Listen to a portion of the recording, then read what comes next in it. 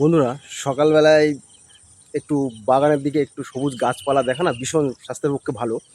তো আজকে একটা নতুন গাছের সঙ্গে পরিচয় করিয়ে দেবো। গাছটি হলো আমাদের গ্রাম বাংলার ভাটির গাছ বলা হয়, অনেকে ভাট গাছ বলে।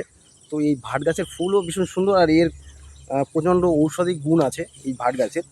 আর দেখা যাক, এখানে ভাটির গাছ আমি দেখাচ্ছি এখনই। গাছটি এমনি দেখতেও ভালো, আর আপনারা এই গাছটি দেখেন কিন্তু অতটা রিয়েলাইজ করেন না। এই পেয়ে গেছি গাছটি, এই যে দেখতে পাচ্ছেন।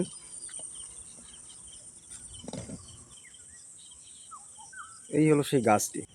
তো বন্ধুরা, এই হলো সেই ভাটির গাছ, যেটার সঙ্গে আপনাদের পরিচয় করে দেবো বলেছিলাম। এটা আমাদের গ্রাম বাংলার খুব পরিচিতি গাছ। গাছটা দেখলে চিনতে পারবেন, হয়তো অনেকে অনেক নামে ডাকেন। তো যে যে নামে ডাকেন অন্তত কমেন্ট বক্সে লিখে জানাবেন।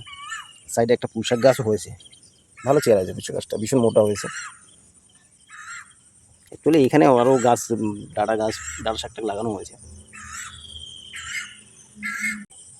তো অনেকেই তো আমরা জানি নিম গাছ যেমন তিতো হয়, নিমের পাতা, নিশিন্দের পাতা প্রচণ্ড তিতো। কিন্তু এই গাছের পাতার রস এত তিতো, মানে কি বলবো, ভীষণ তিতো। এই গাছের পাতার রস ভীষণ তিতো।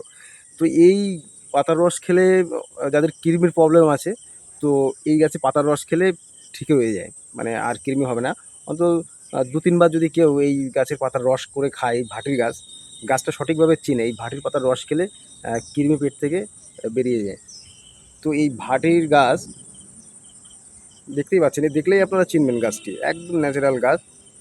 সব জায়গায় মোটামুটি হয়, রাস্তাঘাটে, একটু জঙ্গলে, বাগানে টাগানে এই গাছগুলো দেখা যায়। তো গাছটি সব দিক খুব সুন্দর, দেখতে পাচ্ছেন এই গাছটি। এর একটা ইংরেজি নামও আছে, গাছের নামটি আপনি যদি জানেন কমেন্ট বক্সে লিখতে পারেন। আর একটা বৈজ্ঞানিক সম্মত নামও আছে এই গাছটির। তবে এই গাছটির যে ফুল, যখন ফুল ফোটে না, ফুলগুলো ভীষণ সুন্দর হয় দেখতে।